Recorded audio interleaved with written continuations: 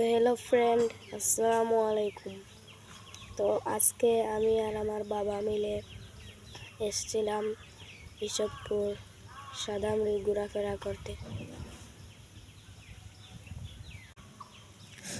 তো আপনাদেরকে আমি সব কিছুই দেখাবো। আপনারা তো প্রথমে দেখলেন পুকুর পাড় আর তাদের বাড়ি, সাদামড়ির মুকাম, এসব আমি আপনাদেরকে দেখাবো। আপনারা কিছুক্ষণ ওয়েট করেন।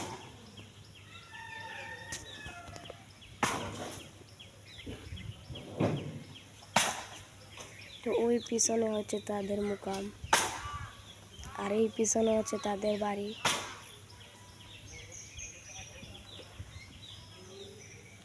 আর এই হচ্ছে তাদের পুকুর।